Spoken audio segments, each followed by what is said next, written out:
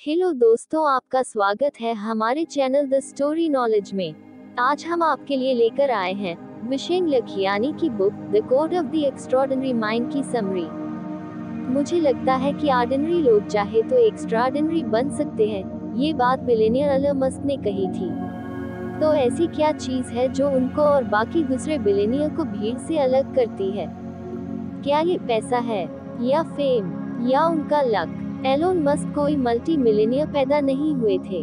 Same चीज Steve jobs और John D Rockefeller के साथ भी है। एक ऐसा मेथड है, एक कोड जो कोई भी फॉलो कर सकता है और उनकी ही तरह एक्स्ट्रा ऑर्डिनरी बन सकता है। यही बात आप इस बुक से सीखने वाले हैं। हर चीज पहले आपके दिमाग से शुरू होती है, तो सबसे पहले तो आपको अपनी थिंकिंग बदलने की जरूरत है। जैसे वो एप्पल इंक का स्लोगन भी कहता है, थिंक डिफरेंटली। इस बुक में आपको अपने फ्रेम ऑफ माइंड चेंज करने का तरीका सिखाया जाएगा। अगर आप दूसरे लोगों की ही तरह सोचेंगे और एक्ट करेंगे तो कभी भी एक्स्ट्राऑर्डिनरी नहीं बन सकते। आपको इतना स्ट्रॉन्ग बनना पड़ेगा कि हर तरह के क्रिटिसिज्म को आसानी से फेस कर सके और अपनी जिंदगी की सच्ची खुशी आपको हासिल हो। Transcend the culture escape. Steve jobs ने एक बार कहा था, आपके आसपास की वो हर चीज जिसे आप लाइफ कहते हैं, आप ही के जैसे लोगों ने बनाई है। हम सबकी लाइफ रूल्स से चलती है। बचपन से ही हमें सिखाया जाता है कि हमें क्या करना है और क्या नहीं। आपको स्कूल की पढ़ाई करनी चाहिए, आपको कॉलेज जाना चाहिए, कोई हाई पेइंग जॉब करनी चाहिए, शादी करनी चाहिए, वगैरह वगैरह। यहाँ तक हमें कैसा दिखना चाहिए, क्या फील करना चाहिए, ये सब भी सोसाइटी के हिसाब से ही तय होता है। क्या रीजन है इसके पीछे? ह्यूमैनिटी ने हमारे लिए ये रूल्स बनाए हैं। हम इन रूल्स, आइडियाज, बिलीफ और प्रैक्टिस के समंदर में तैरने वाली फिश की तरह है। सोसाइटी हमेशा यही एक्सपेक्ट करती है कि हम ये रूल्स माने और फॉलो करें। मगर पॉइंट ये है कि अब ये रूल्स बहुत ज्यादा आउटडेटेड हो चुके हैं। ये हमें आगे बढ़ने से रोक रहे हैं, हमें अपाहिज बना रहे हैं और कुछ नहीं बल्कि हमें पीछे की ओर धकेल रहे हैं। लेकिन अगर आपको एक्स्ट्राऑर्डिनरी बनना है तो आपको ये रूल्स तोड़ने ही पड़ेंगे। चलिए लेखक की खुद की स्टोरी पर एक नजर डालते हैं। विशेन लखियानी माइक्रोसॉफ्ट के लिए काम करते थे। वे नए एम्प्लॉइज की वेलकम पार्टी में बिल गेट्स से भी मिल चुके हैं। इस मुकाम तक पहुंचने के लिए विशेन ने बहुत हार्ड वर्क किया है। उन्होंने मिशिगन यूनिवर्सिटी से कंप्यूटर इंजीनियरिंग की पढ़ाई की है। इस सब के बाद विशेन को तो बहुत खुश होना चाहिए था। आखिरकार उनके पास इतनी ग्रेट कंपनी में एक स्टेबल जॉब जो थी। उन्होंने टॉप यूनिवर्सिटी से पढ़ाई की है, लोग उन्हें एक सक्सेसफुल इंसान समझते हैं। मगर इस सब के बावजूद विशेन खुश नहीं है। माइक्रोसॉफ्ट ज्वाइन करने के कुछ ही महीनों बाद उन्होंने अपनी जॉब छोड़ दी। दरअसल विशेन एक फोटोग्राफर या कोई स्टेज एक्टर बनना चाहते थे, मगर ये सोसाइटी ऐसी जॉब्स को सक्सेसफुल प्रोफेशन के तौर पर नहीं देखती है। लोग अक्सर कहते हैं कि फोटोग्राफी या एक्टिंग में कोई पैसा नहीं है। लोगों को लगता है कि विशेन को भी कोई 9 to 5 जॉब ही करनी चाहिए, और इस तरह विशेन लखियानी ने भी अपने सपनों को कुर्बानी दे दी। क्या रूल्स सही है? Question the rules. आज जो रूल्स हम फॉलो कर रहे हैं, हमसे पहले वाले लोगों ने बनाए थे। अगर देखा जाए तो ये रूल्स कुछ नहीं है, बस लोगों की ओपिनियन है, और हम सिर्फ इसलिए इन्हें फॉलो करते हैं क्योंकि ये हमारे पैदा होने से भी पहले से चले आ रहे हैं। जब हम कोई डिसीजन लेते हैं तो हमें लगता है कि हम रेशनल हो रहे हैं। हमें लगता है कि हमारा फैसला सिर्फ हमारे माइंड से निकला है, मगर हम माने या न माने हमारी हर सोच हमारे दोस्तों, परिवार और कल्चर से कहीं ना कहीं इन्फ्लुएंस होती रहती है। वैसे अपना ट्रेडिशन फॉलो करने में कोई बुराई नहीं है, लेकिन आप ही देखिए कि हर दिन दुनिया कितनी तेजी से इवॉल्व हो रही है। तो जो इसके रूल्स है, बिलीव्स है, आइडियाज है, वे भी तो इवॉल्व होने चाहिए। अगर आप भी उन्हीं चीजों में बिलीव करेंगे जिनमें सब करते हैं तो आप रेशनल नहीं है। अगर आप बिना सोचे समझे चीजों को यूं ही एक्सेप्ट करते रहेंगे तो आप कभी भी एक्स्ट्राऑर्डिनरी नहीं बन सकते। इसलिए रूल्स पर सवाल उठाए, क्योंकि आपके पास सोचने के लिए एक दिमाग है। रूल्स चाहे राइट हो या रॉन्ग, आप अपने डिसीजन खुद ले। ब्लाइंडली कुछ भी फॉलो मत करो। एक बार एक 9 साल का हिंदू लड़का मैकडॉनल्ड का बर्गर खाना चाहता था, क्योंकि उसने इसके बहुत से एडवर्टाइजमेंट देखे थे। मैकडॉनल्ड की एक ब्रांच उसके घर के पास ही खुल रही थी, मगर उस लड़के को एक प्रॉब्लम थी कि वो बीफ नहीं खा सकता था। अब मैकडॉनल्ड के उस एड्स की वजह से उस लड़के को लगता था कि ये बर्गर उसकी जिंदगी का सबसे बढ़िया मील होगा। फिर भी ऐसा कुछ था जो उसको रोक रहा था। तो वो लड़का अपनी माँ के पास गया और पूछा, मैं बीफ क्यों नहीं खा सकता? उसकी माँ ने प्यार से उसे समझाया कि ये उनके रिलेशन और कल्चर का एक पार्ट है। फिर भी लड़का क्यूरियस रहा, बाकी लोग भी तो बीफ खाते हैं, तो हिंदू क्यों नहीं खा सकते? उसने फिर पूछा, तो उसकी माँ ने कहा, तुम खुद ही जाकर क्यों नहीं पता कर लेते? तो इस 9 साल के लड़के ने एनसाइक्लोपीडिया पढ़ा तो उसे पता लगा कि एंशिएंट हिंदू लोग काऊ को बड़ा यूजफुल मानते थे, क्योंकि ये उनकी फार्मिंग में बड़े काम आती थी। काऊ दूध देती थी तो हिंदुओं को लगता था कि काऊ इतने काम की है, तो इसे क्यों खाए जब खाने के लिए बाकी जानवर हैं। और फिर लास्ट में उसकी माँ ने उसे बीफ बर्गर टेस्ट करने के लिए अलाउ कर दिया। लड़के ने फील किया कि मैकडॉनल्ड का बर्गर यूं ही ओवररेटेड किया गया है, ये उतना भी बेस्ट मील नहीं है, मगर इससे उसने कुछ सीख भी जरूर ली। Practice conscious engineering. एक्स्ट्राऑर्डिनरी बनने के लिए हमें ये बात ध्यान रखनी पड़ेगी कि कुछ रूल्स ऐसे हैं जो आजकल की लाइफ में किसी काम के नहीं हैं। हमें अपनी खुद की थिंकिंग के हिसाब से कुछ बातें अपने दिमाग में फिल्टर करनी पड़ेगी कि क्या एक्सेप्ट करना है, क्या रिजेक्ट। इमेजिन करें कि आप एक ऐसे कमरे में हैं जिसमें कई सारे लोग हैं। आप उनकी बातचीत सुन रहे हैं, जैसे कि सक्सीड होने के लिए बेस्ट तरीका क्या है, आपको क्या पहनना चाहिए, या फिर किस टाइप के लोगों से दूरी बनाकर रखें। अब आपको ज्यादा कुछ नहीं पता है तो आप उनकी हर बात को सही समझते हैं, क्योंकि आप भी ऑर्डिनरी लोगों की तरह ही सोचते हैं। आप भी बाकियों की तरह भीड़ का एक हिस्सा है।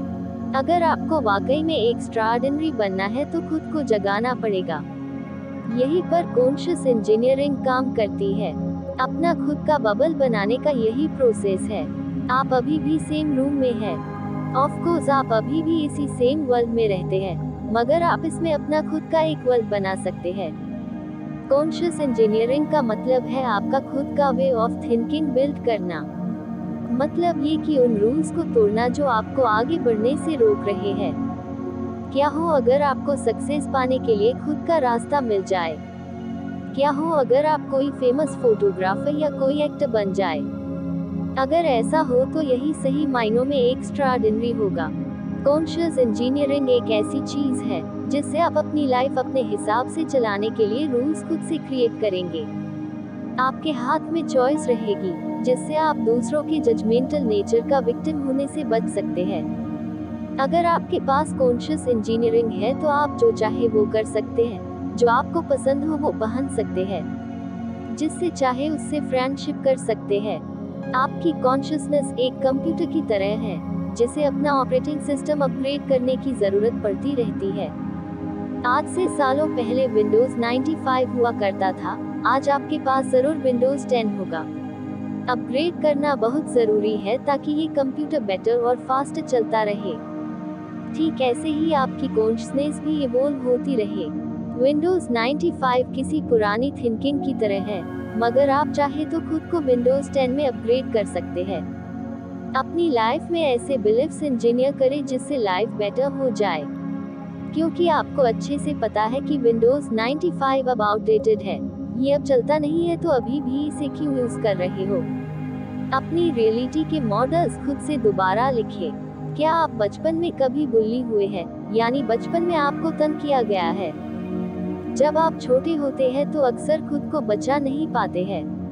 आपकी खुद की चॉइस नहीं होती है, बल्कि जो आपकी फैमिली और फ्रेंड्स करते हैं आप उसी पर बिलीव करते हैं। वो थॉट, वो बिलीव्स, वो आइडियाज जो आपको अपने एनवायरनमेंट से मिलते हैं वही आपकी रियलिटी बन जाते हैं। जो आपके पेरेंट्स ने बताया वही आपका सच बन जाता है। आप भी उन्हीं चीजों को मानने लगते हैं जो आपके आसपास वाले मानते हैं। आप शायद ये बात जानते नहीं होंगे, मगर जैसे जैसे आप ओल्ड होते हैं यही बिलीव्स अपने साथ कैरी करते हैं, क्योंकि वो हमेशा आपके साथ है। अगर आप कभी बुली हुए हैं तो आपके माइंड में ये बात बैठ जाती है कि मुझे खुद को प्रूव करना है। हो सकता है कि इसी बात से आपको मन लगाकर पढ़ाई करके स्कूल के बाद एक शानदार करियर बनाने की इंस्पिरेशन मिलती हो, मगर ये सच नहीं है। आपको किसी को कुछ भी प्रूव करने की जरूरत नहीं है। आप जो है जैसे है बहुत अच्छे हैं। एक्स्ट्राऑर्डिनरी बनने के लिए जो चाहिए आपके पास मौजूद है। आपको तो बस अपना मॉडल ऑफ रियलिटी बदलने की जरूरत है। लेखक विशेन लाखियानी मलेशिया में पले बड़े हैं। जब वो बच्चे थे तो उनको भी बुली किया गया था क्योंकि वो माइनॉरिटी से आते थे। वो अपने क्लासमेट से अलग दिखते थे। बाकी बच्चे चाइनीज ओरिजिन थे, जबकि विशेन नॉर्थ इंडिया से थे। बाकी बच्चे अक्सर उन्हें चिढ़ाया करते। जब वे अपने टीन ईयर्स में थे, विशेन ने एक एक्सपैट स्कूल से पढ़ाई की, यानी इस स्कूल में ज्यादातर बच्चे दूसरे देश से थे। वहाँ बाकी बच्चों के साथ उनको नॉर्मल फील होता था, लेकिन उनकी एक दूसरी प्रॉब्लम थी। अपने टीनेज में उन्हें सिवियर एक्ने की प्रॉब्लम हो गई थी, जिसके चलते लोग उनको पिंपल फेस भी बुलाते थे। इससे उनका सेल्फ एस्टीम बहुत लो हो गया था। वो खुद को मोटे चश्मों के पीछे छुपाने की कोशिश किया करते थे। बचपन के ये दिन उन पर भारी पड़ने लगे थे। उनका सेल्फ कॉन्फिडेंस जैसे खत्म हो गया था। मिशिगन यूनिवर्सिटी में आकर भी विशेन एक टिपिकल गीक थे। उन्हें जब तब अपने टूटे ग्लासेस को टेप से जोड़ने की जरूरत पड़ती रहती। मुश्किल से ही वो दोस्तों के साथ आउटिंग पर जाते थे। विशेन तब 22 के हो चुके थे, मगर अभी तक उनकी कोई गर्लफ्रेंड नहीं थी। उनमें इतनी हिम्मत ही नहीं थी कि किसी लड़की को प्रपोज कर सके। मगर एक दिन एक बदलाव आया। उनके स्कूल में एक डांस था। विशेन ने बहुत ज्यादा बियर पी ली थी। वो नशे में थे और शायद इसीलिए वो एक खूबसूरत लड़की के साथ डांस करने की हिम्मत जुटा पाए। उस लड़की का नाम था मैरी। विशेन उसे कई सालों तक देखते रहते थे। उन्हें लगता था कि वो स्कूल की सबसे खूबसूरत लड़की है और इसीलिए वो उनकी पहुंच से कोसों दूर थी। विशेन को आज तक उसके करीब जाने का मौका नहीं मिला था। शायद ये नशे की वजह था। जब वे मैरी के साथ डांस कर रहे थे तो उन्हें मौका मिला और उन्होंने उसके बेहद करीब आकर उसे किस किया, मगर फिर जल्दी से पीछे हट गए। उन्होंने मैरी से माफी मांगी। विशेन को लगा शायद मैरी बुरा मान गई, लेकिन वो नाराज नहीं थी। उल्टा उसने विशेन से कहा, क्या तुम मजाक कर रहे हो? तुम तो बहुत हॉट हो यार। और फिर वो भी उन्हें किस करने लगी। वो रात उनके कॉलेज लाइफ की बेस्ट रात थी। अगली सुबह विशेन एक डिफरेंट व्यू के साथ उठे। अगर मैरी को लगता है कि वो अट्रैक्टिव है, तो हो सकता है बाकी लड़कियां भी ऐसा ही सोचती होंगी। हालांकि उनके अपीयरेंस में कोई चेंज नहीं आया, लेकिन विशेन को एक नया मॉडल ऑफ रियलिटी मिल चुका था। तो ऐसे ही आपके साथ भी कुछ गलत नहीं है। लोग जो आपकी कमियां बताते हैं, झूठ बोलते हैं। आप में एबिलिटीज है, टैलेंट है और नॉलेज भी है। जीने के लिए अपना सिस्टम अपग्रेड करें। एक बार जब अपनी थिंकिंग चेंज कर लेंगे तो आपके जीने का तरीका भी चेंज हो जाएगा। अगर आपकी नई रियलिटी स्ट्रक्चर और वेल डिफाइंड है तो आप पुराने सिस्टम से छुटकारा पा सकते हैं। सोचिए जरा, आप बचपन से इसी सोच के साथ जी रहे हैं तो इतनी आसानी से ओल्ड आइडियाज से छुटकारा नहीं मिलेगा। आपकी फाउंडेशन जरूर बढ़िया होनी चाहिए। आपके पास ऐसा स्ट्रॉन्ग सिस्टम होना चाहिए जिससे आप ओल्ड हैबिट्स की तरफ वापस ना जाए। ऐसे 3 स्टेप्स हैं जिन्हें फॉलो करके आप अपना लिविंग सिस्टम अपग्रेड कर सकते हैं। पहला स्टेप है रिसर्च। आपको लाइफ में अप्लाई करने के लिए नए आइडियाज ढूंढने होंगे। इसके लिए आप बुक्स पढ़ सकते हैं, आप कॉन्फ्रेंस अटेंड कर सकते हैं या ऐसे वीडियो देख सकते हैं जो इसमें आपकी हेल्प कर सके। आपको ओल्ड आइडियाज का रिप्लेसमेंट ढूंढना ही होगा। जितनी दुनिया अब तक आपने जानी है उससे कहीं ज्यादा बड़ी दुनिया आपका इंतजार कर रही है। सेकंड स्टेप है रिफ्रेश। हर सिंगल डे को इम्प्रूव करने की कोशिश करें। थर्ड स्टेप है अपनी प्रोग्रेस मेजर करें। आपका नया सिस्टम कितना स्ट्रॉन्ग है? क्या आपके नए बिलीफ्स वाकई पुराने वाले से बेटर है? खुद को टेस्ट करना जरूरी है, जिससे आप ओल्ड बिलीफ्स की तरफ वापस ना जा पाए। एग्जाम्पल के लिए, जैसे कि आपको वेट लॉस करना है, लोग कहेंगे कि ये नहीं हो पाएगा। आपके फ्रेंड्स फास्ट फूड खाने पर आपको चिढ़ाएंगे। अपने मोटेपन की वजह से फेसबुक पर आपको नेगेटिव कमेंट्स मिलते हैं, लेकिन आप चेंज होना चाहते हैं तो लोगों की ओपिनियन आपके काम नहीं आने वाली। आपको इसके लिए रिसर्च करनी पड़ेगी। ऐसी एक्सरसाइज करें जिससे बेनिफिट हो, ऐसा खाना खाएं जो आपका वेट लूज करने में हेल्प करे। अगला स्टेप है खुद को चैलेंज करें।